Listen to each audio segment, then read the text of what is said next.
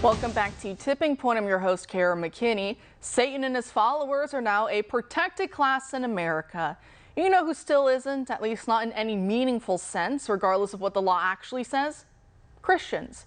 Tear down statues of the founding fathers or of saints and other holy people, and you'll either be celebrated for it outright, or your crime will be memory hold and the punishment a light slap on the wrist. And who knows? Maybe even those people who got the light slap on the wrist will end up illegitimately exonerated in a few years and paid for their destructive riots in the same way the BLM and Antifa rioters of 2020 are being awarded hundreds of millions.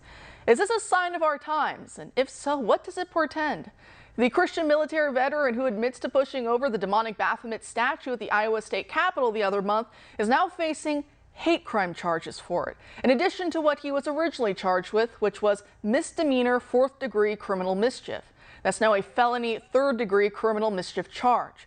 Funny how the authorities involved with charging Michael Cassidy keep referring to the Satanic Temple statue as being part of their religion in order to provide the basis for the hate crime angle. Again, the Satanic Temple openly admits they are not a real religion on their own website. They say in response to the frequently asked question of, do you worship Satan? That no, nor do we believe in the existence of Satan or the supernatural. So how can it be a religion when it explicitly denies the reality of anything supernatural? Most of their members openly say they're atheists or agnostic at best. The whole point of their demonic enterprise, for it is still demonic, whether or not they believe in Satan, they're carrying out his work either way, but their whole point is to chill the free expression of Christian belief. That is why they were at the Iowa State Capitol in the first place, to detract from Christmas nativity displays. They want Christians to be too afraid to put up their religious symbols anywhere, for fear the Satanic Temple will be right on their heels, having their own display next to their nativity scenes, or their after-school activities, or their statues of the 10 Commandments outside courthouses.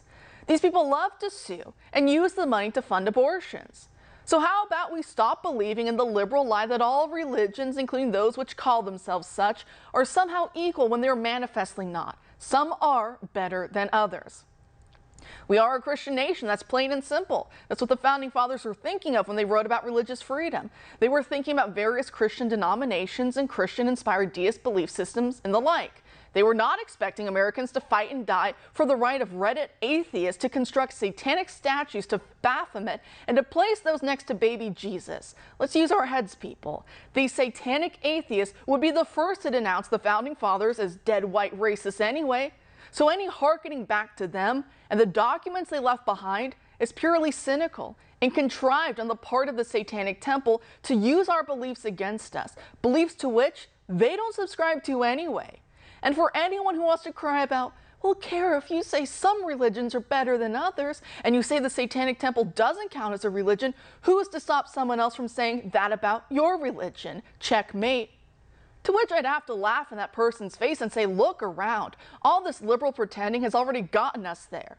Accepting the delusion of equality with the Satanic Temple hasn't prevented my faith specifically from being attacked by Biden's DOJ and his FBI infiltrating traditional Catholic churches, also by state, local, and federal governments during COVID, shutting us down and leaving strip clubs open, and Catholic Supreme Court Justice Amy Coney Barrett having to be berated by lawmakers telling her that the dogma lives loudly in you.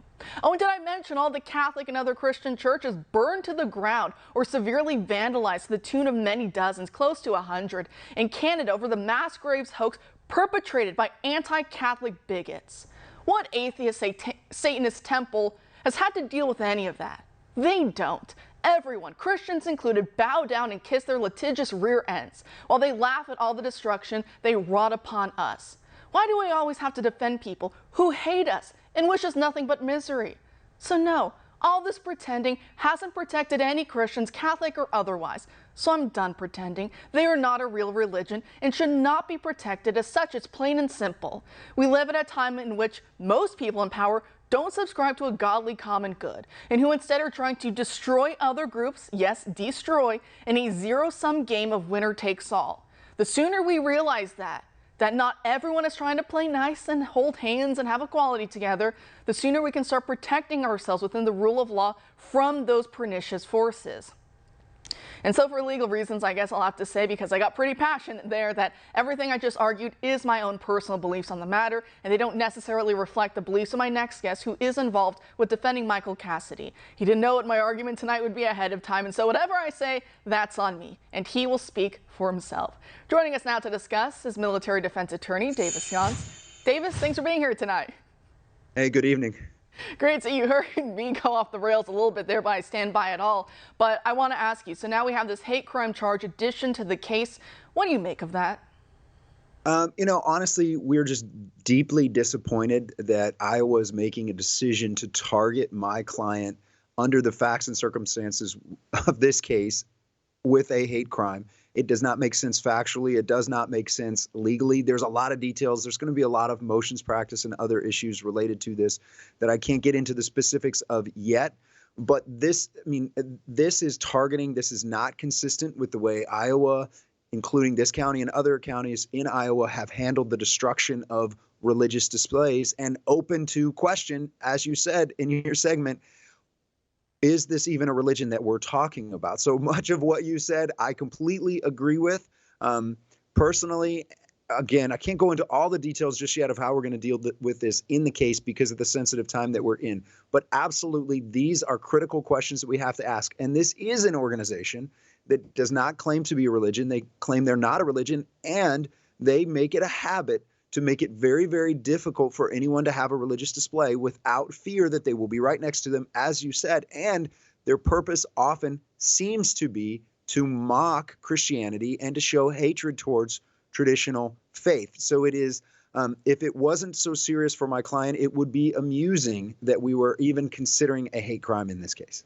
And you're exactly spot on with all of that. And that's, the other thing I cannot stand with these people. Like I said, the slimy atheists, the little grin of, oh, I am so much smarter than you dumb little superstitious Christian. Their whole idea, remember, they always try and say, well, religious freedom, that's all we really want. But like you were saying, and like I was saying earlier, that is such a lie. If you just look at what they say, look at what they do, that is not it at all. What they're actively trying to do is to make sure we don't have our God-given rights of actual religious freedom and expression. That is all they're here to do. They want to chill us. They want to make us go hide under rocks and run for our lives away from them. That's all they're trying to do. And then they're doing all their abortions. They have their satanic temple abortion facility in New Mexico, literally named Samuel Alito's mom, something like that, because, they can't stand that he was the majority author on the Dobbs opinion in 2022, overturning Roe versus Wade. Like I said, we're dealing with some of the nastiest people, the highest order. But also, like you're talking about, other displays, they get knocked over, whatever. It's treated as no big deal. Maybe you get a small fine, and that's that. Everyone goes home happy at the end of the day. You see a lot of pro-lifers, right? They'll have their displays, and nasty pro-abortionists, professors, and otherwise will come up, rip things apart, steal signs, throw things, break tables. Nothing ever seems to happen to them. But now what we see with Iowa and what they're doing, does it make you kind of think, just kind of culturally speaking here, that Satan now and his followers are a protected class in America, I guess, whereas we Christians and pro-lifers and the rest, we obviously aren't? It definitely is starting to feel that way. But here's the irony in this. Atheism and secular humanism are the belief system that leads to tyranny and communism. So when we look at history, the United States has traditionally been the nation in world history with the most religious freedom because of the biblical principles that our nation was founded upon, because of God's law that influenced our nation's founding. It is the secular humanists, it is the atheists and their belief system that always ends up worshiping man instead of God, elevating man. And when that happens, it becomes selfish, petty, and it leads to tyranny every time. That's the irony in this. So every time we hear someone with this belief system talking about religious freedom, all we have to do is say, look at history, look at the Soviet Union, look at China, look what this leads to, and you will see tyranny and you will not see religious freedom.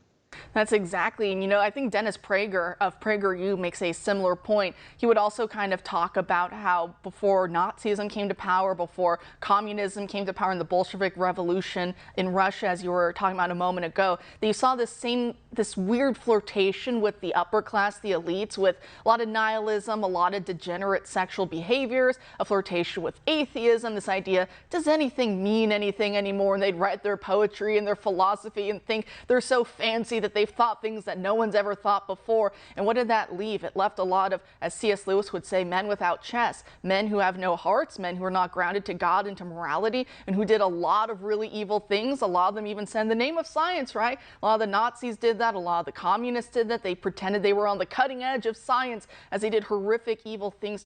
It's a nasty world that we're living in right now, and that's why we've got to play things a little delicately, but still get the point out there, get the message out there. And again, prayers are so desperately needed right now. Davis, thank you so much for joining us tonight, and God bless you right on this case.